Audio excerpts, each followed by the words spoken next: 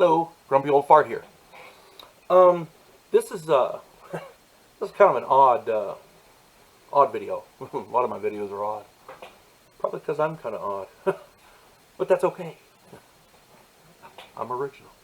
All right. Those of you who don't know, I'm a writer, and my wife and my son are both writers as well. We write books. Our stuff's available at Amazon. Go check it out. Uh, uh, we all love to. We love to read. We read just about everything. And the reason being, great literature is the foundation for civilization. We have tons of books out there for everybody, depending on your interests. There's books out there from A to Z, anything you could imagine. There's somebody writing about it. Uh, who doesn't love Huckleberry Finn and Tom Sawyer? Stories of adventure from your youth. I'm a big fan of War and Peace. That's a great book, Leo Tolstoy. Uh, my wife loves Jane Austen. For you ladies out there, I know there's some guys out there that like them too. There's a couple of them that I like, Jane Austen books. I'm a big Louis L'Amour fan. He's a good writer in my opinion. I love him, especially the Sackett series. But whatever you enjoy is fine, as long as you're reading. That's the main thing. And who doesn't love a good story, right? All right. But there are more important stories out there. Your stories. Everybody's stories. Okay? Because every family's got them. All right? These are stories that your parents and your grandparents told you when you were little. All right? And don't forget to tell them to your kids, because that's the only way they're getting passed down. Okay? When you stop telling these stories, they go away. And if you don't remember them, it's like they never happened. Okay? To me, that's a loss. That's a massive loss, especially to your family history. Any idiot can look up genealogy and like that, but it's the family stories that you tell at Christmas time. You know, where all the family gets together. Thanksgiving, where all the family gets together. See, those are important stories. Those are really important stories.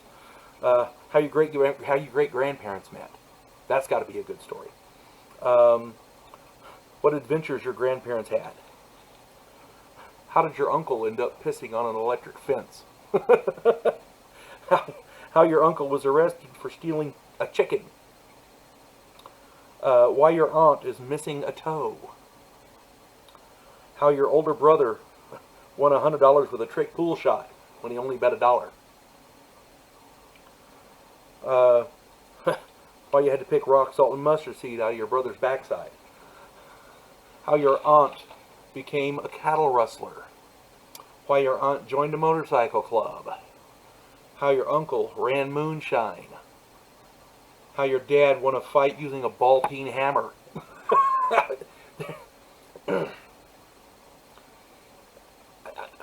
These are stories that are passed down from generation to generation. These are stories that I've heard from people about their families. Your family has stories too. Your parents, your grandparents, their parents. It goes on back. Okay. I know a guy whose ancestors slipped onto an English naval ship and spiked the guns. For those of you who don't know what that is, they had a cannon back then. They had cannons, and they had the fuses there, and they loaded the cannon, and they put the fuse in, and they lit the fuse, and that's how put fire to the fuse, and that's how they fired the cannon.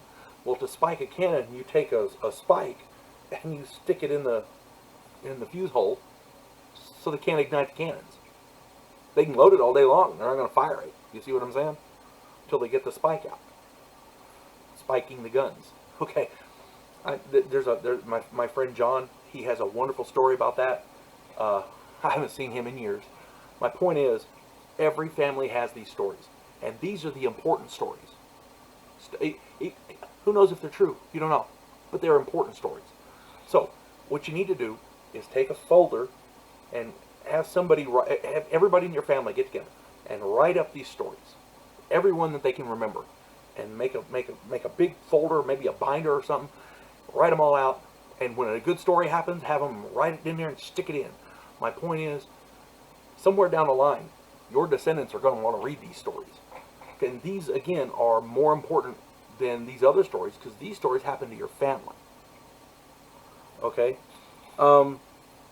Again, keep a folder of them so that we know these stories get passed down.